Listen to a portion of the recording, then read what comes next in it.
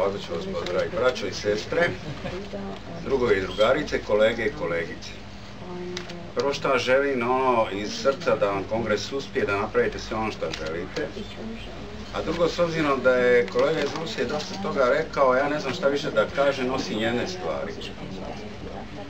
Dakle, u Hrvatskoj je Hrvata 700 sindikata. Dakle, imamo milion sindikata i svi oni nisu bili u stanju, a zajedno s njima ni ja, da spriječimo ono što se dogodilo u Hrvatskoj. A to je 20% nezaposlenosti.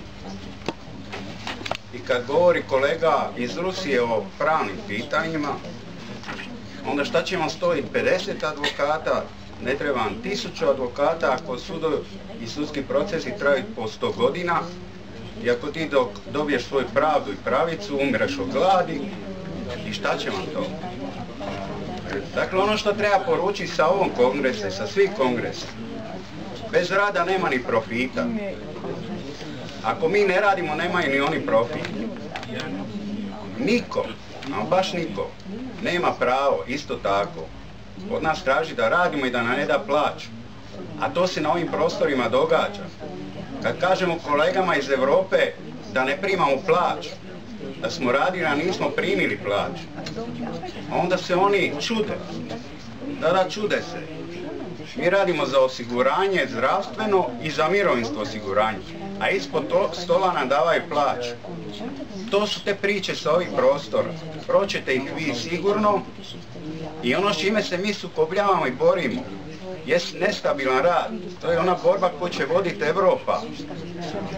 Nama će se, prijatelji moji dragi, dogoditi da ćemo raditi 2 sata u jednog poslodavca, 2 sata u drugog, 2 sata u trećeg, da bi prehranili familije.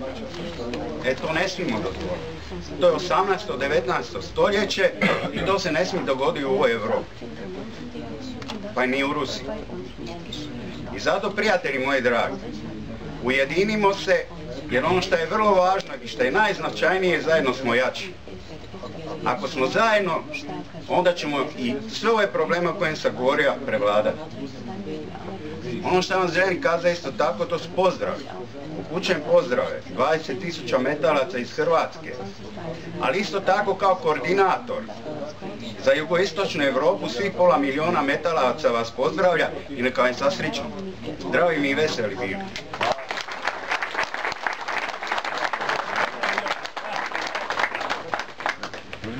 Mi nismo bogat sindikat i zato moj prijatelj kad dođe zima, da se malo ogrneš, tako, i evo ti jedna kapa da rećeš ljudima ono što je isto. Jedno proširenje.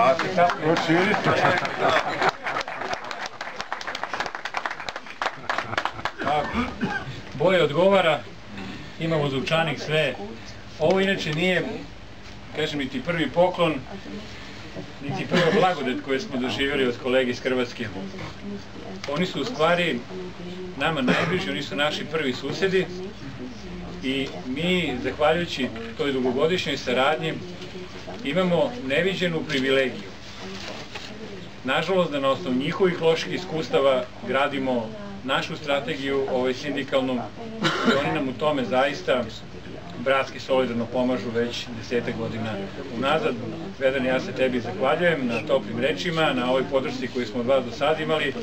Prenesite pozdrave svim vašim članovima u Hrvatskoj i nadam se da ćemo se skoro vidjeti u nekim drugim okolnostima.